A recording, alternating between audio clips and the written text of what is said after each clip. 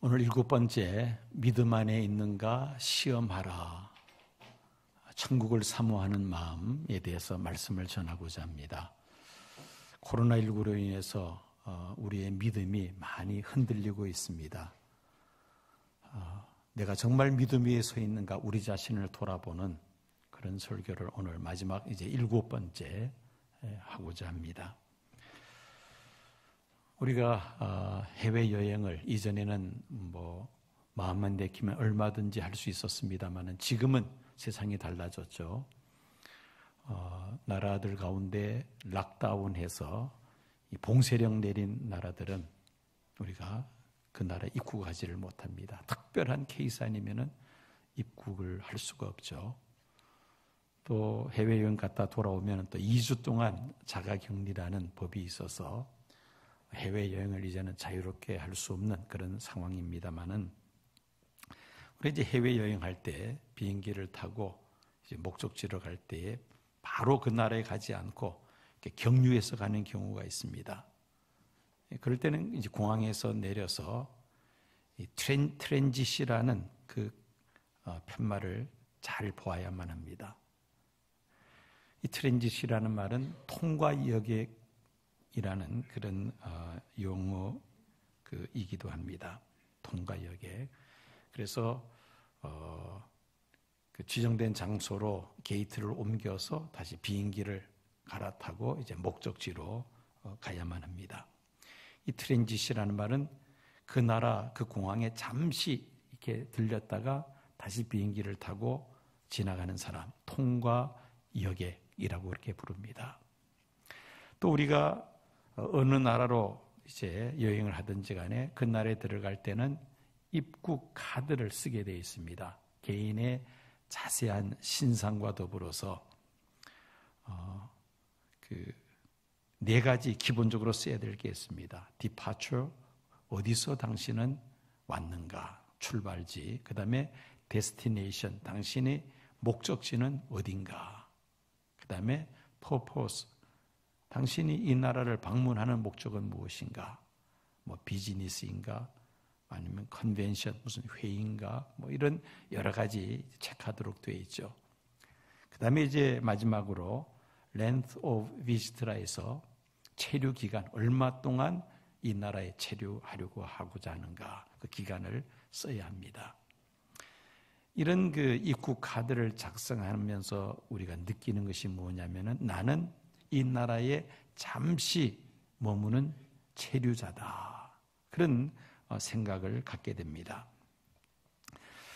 자, 우리가 통과 여행이 되든 아니면은 또 그 나라에 방문해서 입국 카드를 쓰면서 잠시 거주하는 체류자이든 간에 길게 보면은 우리의 삶 자체가 이 지구상에 거하는 우리의 삶 자체가 어떻게 보면은 하나의 임시 체류자요. 또 우리는 하나의 통과 여객에 불과하다는 것입니다. 왔다가 그리고 다시 반드시 떠나야 하는 인생이라는 것이죠. 어느 누구도 여기에서 예외가 될 수 있는 사람은 한 사람도 없습니다. 이 지구촌의 70억 인구 가운데 한 사람도 예외는 없다는 오면한 사실입니다. 그렇습니다. 우리는 이 세상 잠깐 머물다 가는 임시 체류자, 통과 여객이라는 말이죠. 믿음의 사람들의 공통적인 특징이 무엇인가? 이 세상에 살면서 그들은 외국인이라, 나그네라 증언하면서 살았다는 것입니다. 이것이 바로 믿음의 선진들의 특징이죠. 그 말씀이 오늘 본문인 히브리서 11장 13절 말씀입니다. 이 사람들은 다 믿음을 따라 죽었으며 약속을 받지 못하였으되 그것들을 멀리서 보고 환영하며 또 땅에서는 외국인과 나그네임을 증언하였으니, 외국인과 나그네임을 증언하면서 많은 믿음의 선진들이 이 세상에서 살았다는 말씀입니다. 나그네 삶을 살아가는 모든 사람들을 세 부류로 나눌 수가 있습니다. 첫째는 천방지축 나그네. 이게 어떤 사람이냐? 나그네이면서도 나그네인 줄을 모르고 살아가는 나그네 의식이 전혀 없는 그런 사람들입니다. 전적으로 자기중심적, 물질 중심적, 또 쾌락주의적 그런 삶을 살아가는 사람이죠. 대다수의 사람들이 바로 이 부류에 속한 사람이라고 말할 수 있습니다. 눈앞에 죽음이 갑자기 다가올 때에 그때는 강력하게 거부합니다. 왜? 준비가 되어 있지 않기 때문이죠. 나그네라는 생각이 전혀 없다가 갑작스럽게 죽음이 다가오면 당황할 수밖에 없으며 거부할 수밖에 없는 겁니다. 두 번째는 염세주의형 나그네가 있습니다. 나그네 의식이 너무 심해서 모든 것을 다 포기하고 염세주의자처럼 인생을 부정적으로 그리고 소극적으로 살아가는 사람입니다. 매사가 부정적이고 비판적인 사람이죠. 그 다음에 세 번째는 순례자형 나그네가 있습니다. 이 세상은 내가 잠시 왔다가 떠나가는, 스쳐 지나가는 나그네라는 사실을 알고 내가 어디서 왔으며 또 어디로 가야 하는지를 분명히 알고 살아가는, 즉 출발 지점과 목적지를 알고 사는 사람들입니다. 장차 어디로 가야 하는지를 알기 때문에 내가 무엇을 위해서 세상에서 살아야 하는지도 아는 사람이죠. 이런 사람들은 순례자형 나그네라 말할 수가 있습니다. 자, 과연 나는 지금까지 세상을 살아오면서 어떤 유형의 나그네 삶을 살아가고 있는지 한번 우리 자신을 돌아보아야 되겠습니다. 이 세상에서 천년만년 살 것처럼 그렇게 생각하고 세상에 집착하며 살아가고 있는가? 아니면은 하나님께서 예비하신 더 나은 본향, 천국을 소망하면서 순례자형 나그네 삶을 살아가고 있는지 한번 우리 자신을 돌아보아야 되겠다는 말씀입니다. 성도들에게는 두 가지의 본향이 있습니다. 첫째는 내가 태어나고 자란 이 세상의 고향이 있죠. 또 하나는 하나님께서 예비하신 더 나은 본향, 천국이 있습니다. 이 두 가지 본향을 가지고 성도들은 이 세상을 살아가고 있습니다. 이 세상의 고향은 도시화되면서 내가 어릴 적 그 흔적이 다 사라져버리고 없어진 그런 경우들이 종종 있습니다. 그러나 하나님께서 예비하신 더 나은 본향 천국은 영원히 변치 않는 그러한 천국인 줄로 믿습니다. 믿음의 선진들이 이 세상에 얽매이지 않고 외국인과 나그네로라 증언하면서 살았던 그 이유가 있습니다. 그 이유는 하나님께서 그들을 위하여 더 나은 본향, 천국을 예비해 두셨음을 마음으로 확신하였기 때문입니다. 히브리서 11장 16절 말씀이 바로 그 말씀이죠. 그들이 이제는 더 나은 본향을 사모하니 곧 하늘에 있는 것이라. 이러므로 하나님이 그들의 하나님이라 일컬음 받으심을 부끄러워하지 아니하시고 그들을 위하여 한 성을 예비하셨느니라. 믿음의 선진들은 하나님께서 하늘에 예비하신 더 나은 본향, 천국을 소망하면서 이 세상에서는 나그네처럼 살았다는 말씀입니다. 예수님께서 십자가 달리시기 전에 제자들에게 예수님께서 고난받으시고 죽으심과 함께 또한 아버지께로 가야 함을 말씀하셨죠. 그때 제자들은 그 말씀을 듣고는 근심과 걱정과 불안에 사로잡힙니다.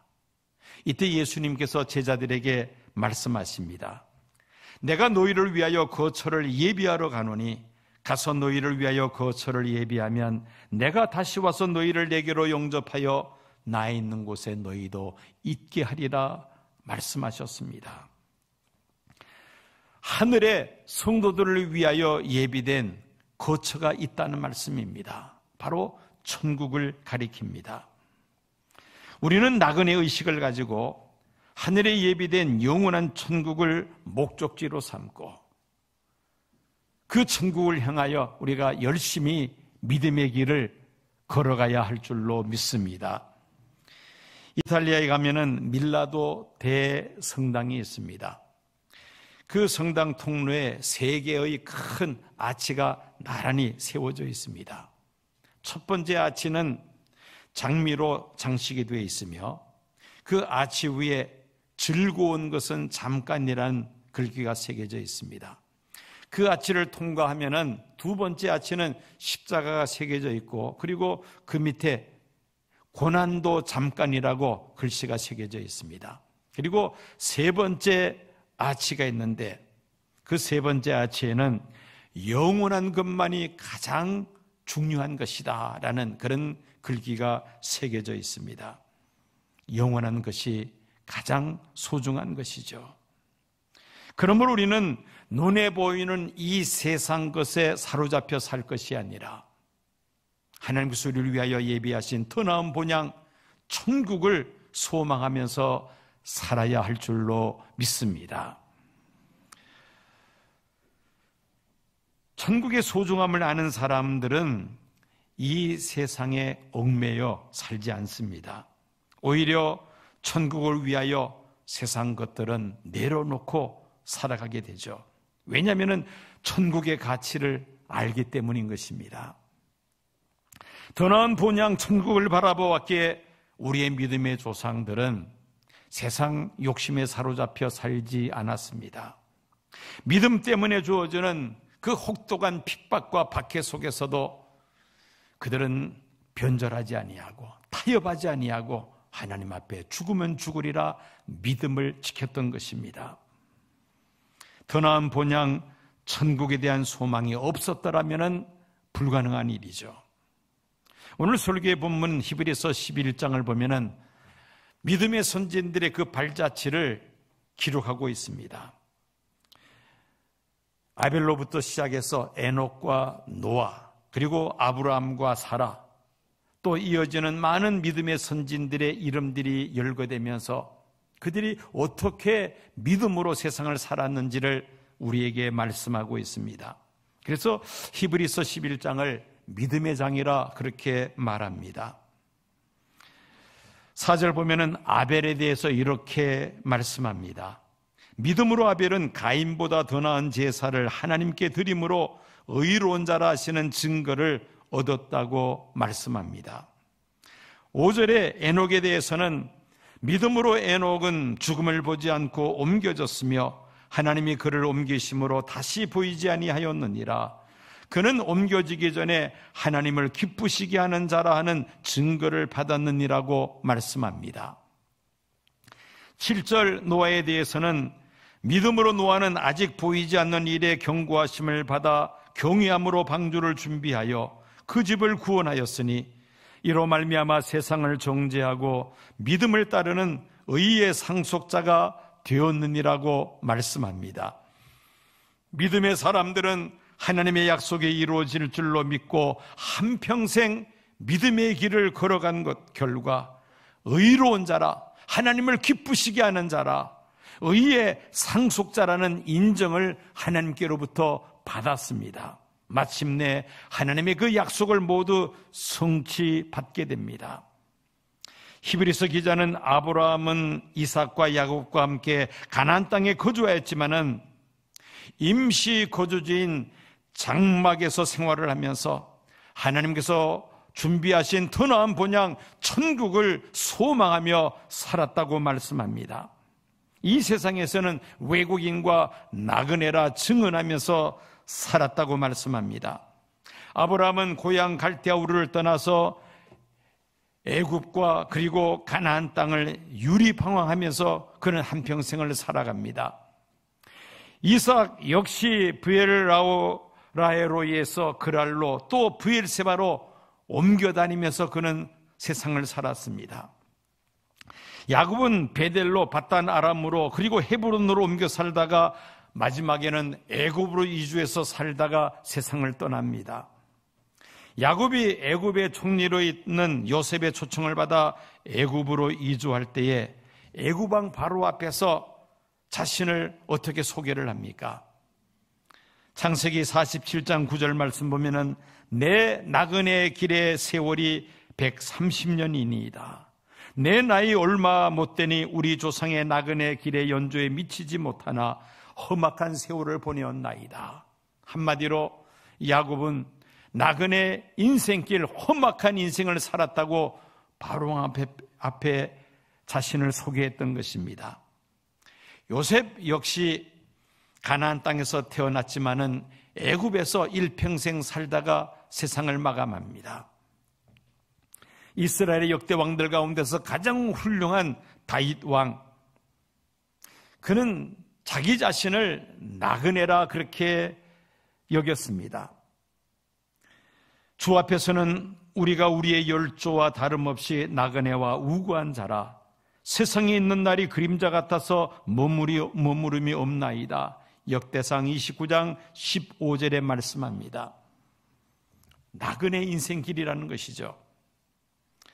이처럼 우리의 믿음의 선진들은 이 지구촌에 살면서 여기서 천년만년 살 것으로 생각지 아니하며 이 세상은 나그네 인생길이라고 그렇게 생각하고 그렇게 고백하면서 살았다는 말씀입니다.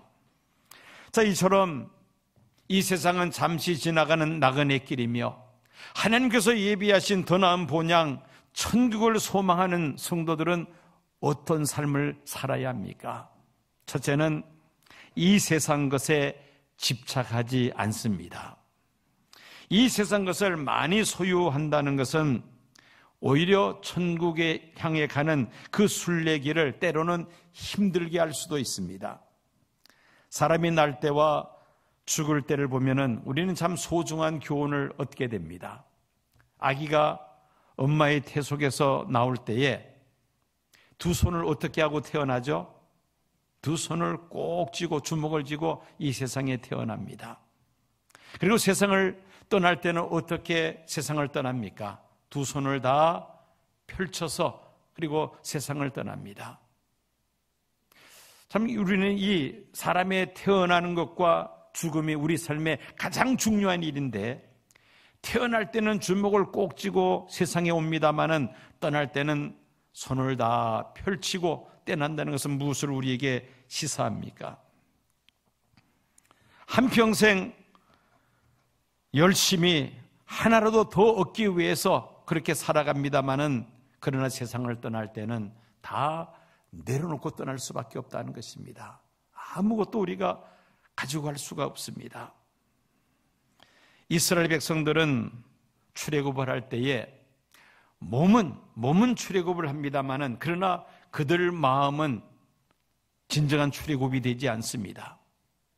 광야에서 힘들고 어려운 일이 있을 때마다 애굽으로 돌아가자고 합니다. 차라리 애굽 사람에게 노예 생활할 때가 차라리 낫지 아니했느냐고 그렇게 말하면서 애굽으로 돌아가자고 합니다. 즉 몸은 애굽 사람의 노예에서 이제는 하나님의 백성으로 자유함을 얻었습니다마는 그들의 마음은 아직도 자유함을 얻지 못했다는 겁니다. 그래서 애굽으로 돌아가자고 합니다.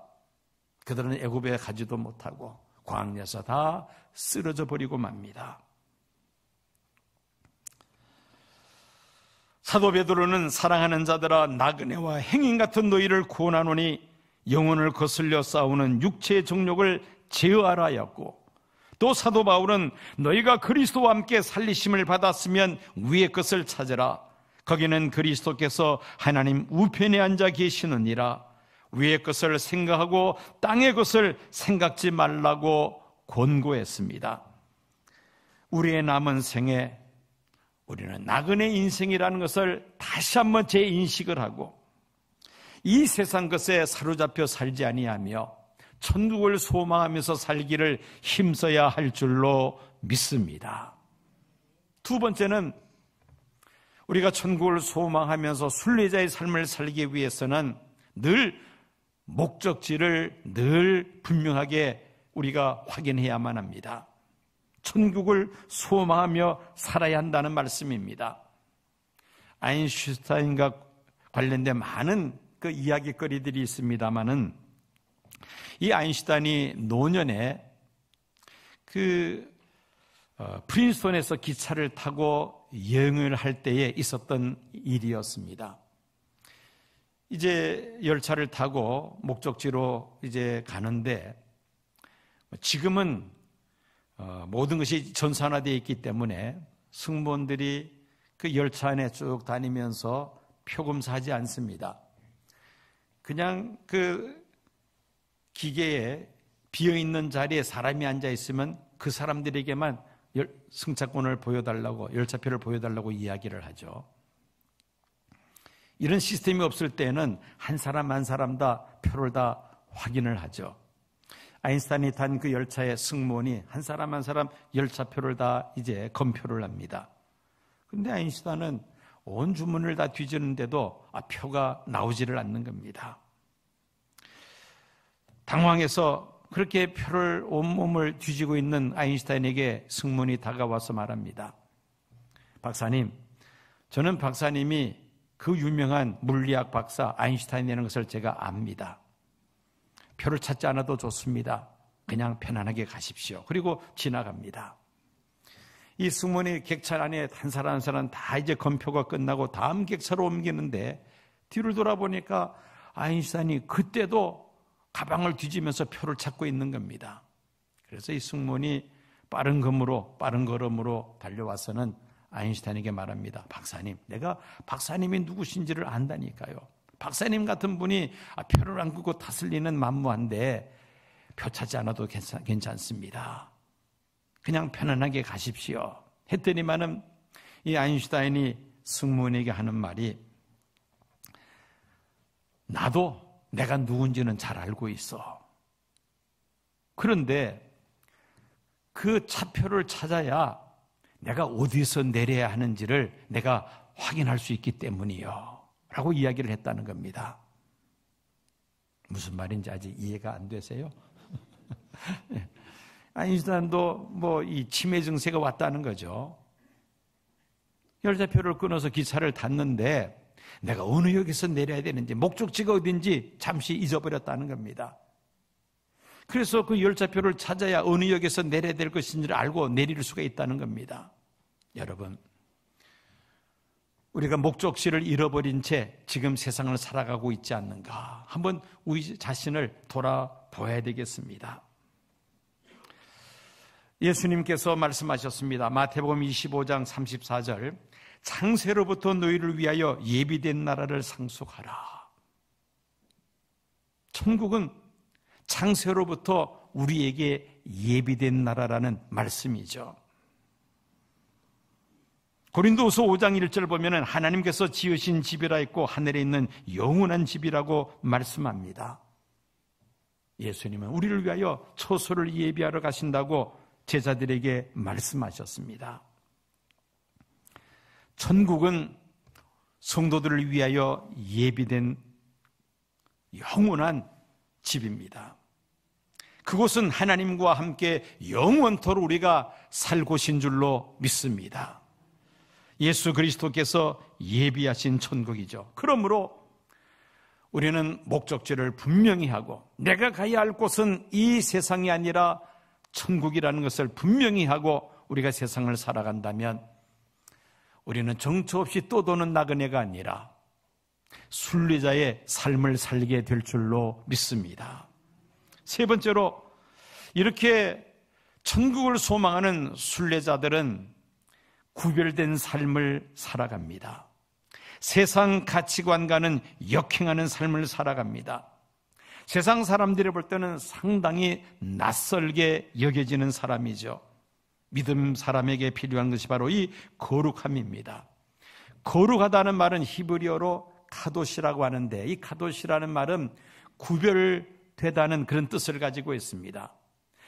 성도들이 믿지 않는 세상 사람들과 섞여 있을 때에 성도들이 무언가 구별되어야 한다는 겁니다. 만약에 세상 사람들과 어울려서 똑같이 보인다면 그것은 구별된 삶을 살아가지 못한다는 증거이죠.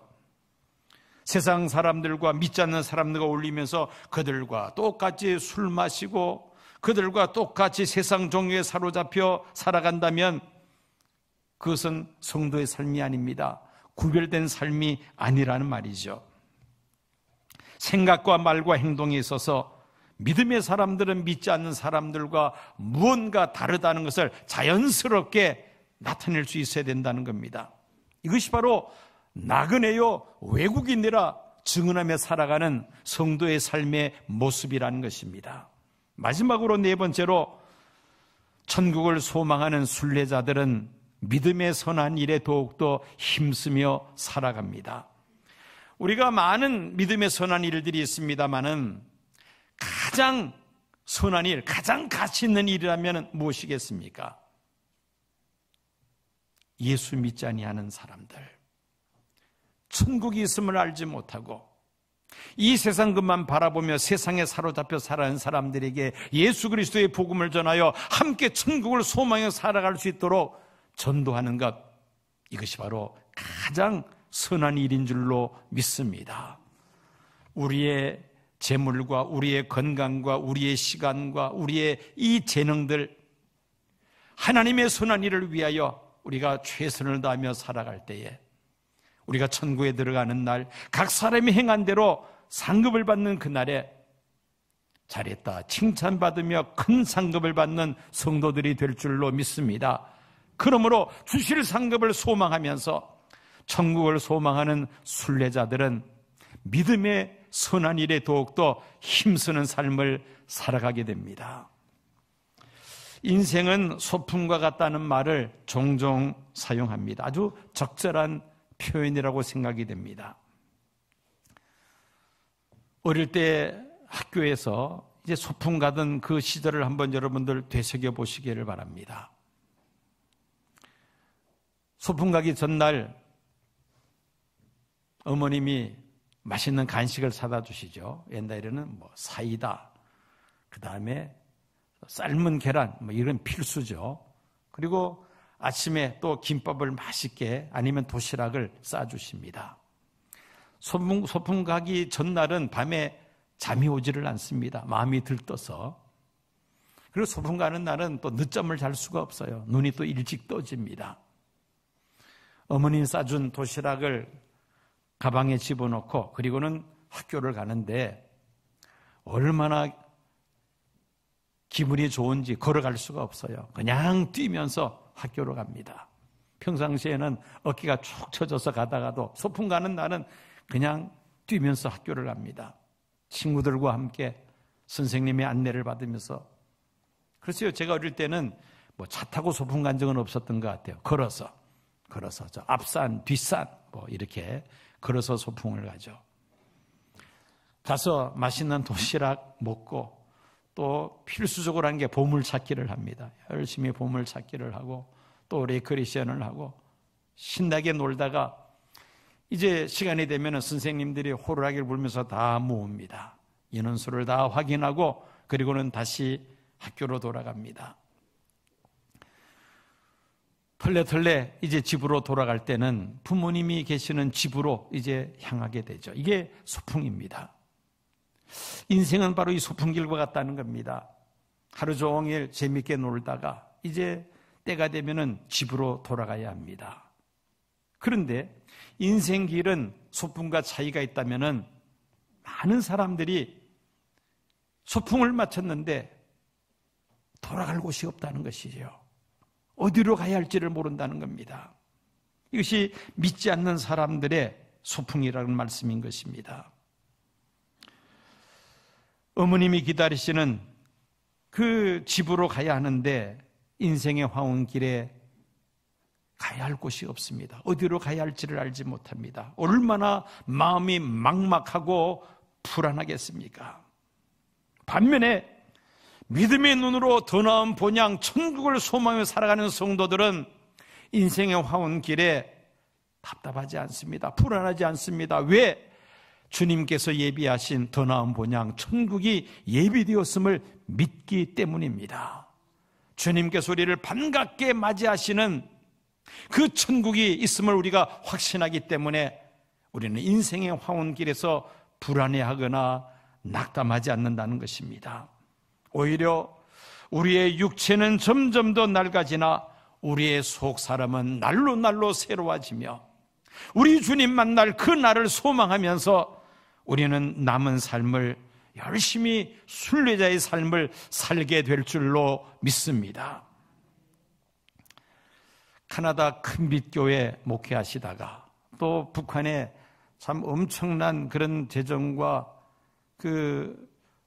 구호 물품을 전달하며 힘썼던 그 이면수 목사님이라고 있습니다. 그분이 북한에 억류가 되어서 약 2년 가까이 그렇게 갇혀서 살았죠. 감호소에서 그렇게 노동을 하면서 그런 지옥 같은 생활을 북한에서 보냅니다. 그러나 정말 하나님 앞에 기도하면서 그 기간을 잘 참고 다시 이제 자유의 몸으로 카나다로 돌아가서 이제 은퇴를 하셨습니다. 그러면서 세계 선교를 위해서 지금 많은 수고를 하고 계시는 것으로 알고 있습니다.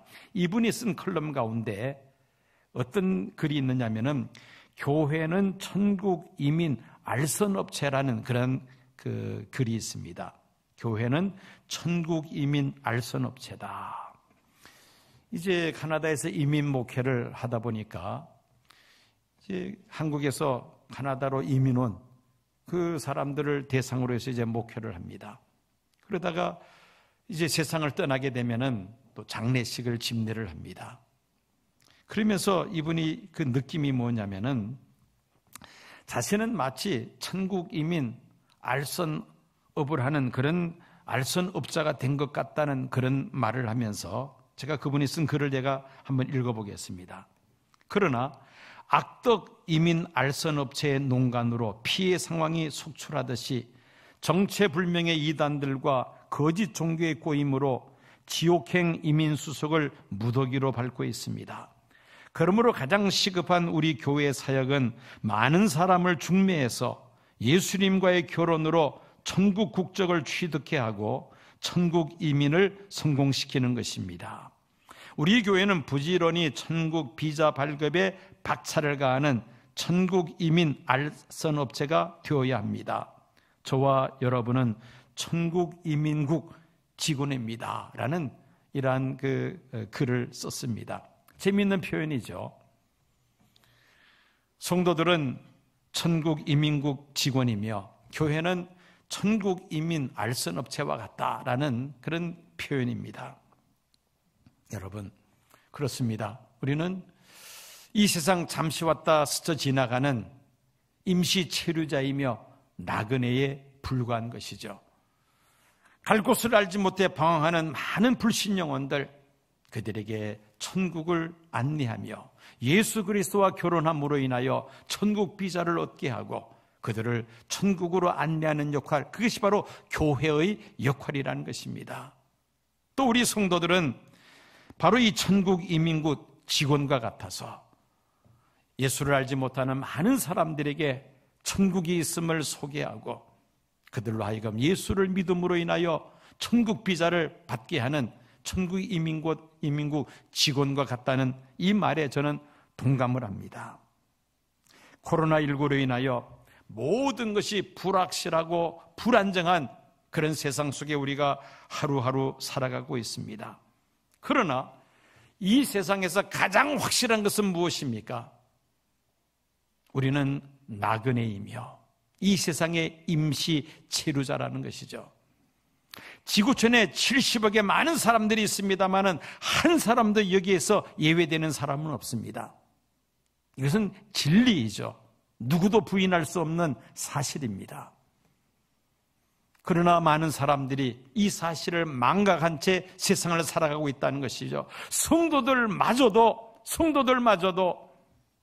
목적지를 잃어버린 채 세상 것에 사로잡혀서 살아가고 있다는 것입니다. 내가 과연 믿음 안에 있는가? 우리 자신을 점검하는 여러 가지 그 방법들 가운데 오늘 마지막으로 천국을 사모하는 마음이 나에게 있는가? 만약에 여러분들이 천국을 사모하는 마음이 있다면 믿음 안에 있다는 증거이며, 신앙생활하면서 나도 모르게 그만 세상 일에 사로잡혀 살다 보니까 천국을 향한 소망을 망각한 채 살아왔다면 우리가 잘못 가고 있다는 것입니다. 다시 한번 목적지를 분명히 해야만 합니다. 하나님께서 우리를 위하여 예비하신 더 나은 본향 천국을 소망하면서 정처 없이 떠도는 나그네가 아니라 불확실성의 시대 속에서 불안해하며 두려움에 사로잡혀 사는 사람들이 아니라 분명한 목적지를 향해서 순례자의 삶을 살아가는 믿음의 사람들 다 되시기를 축원합니다.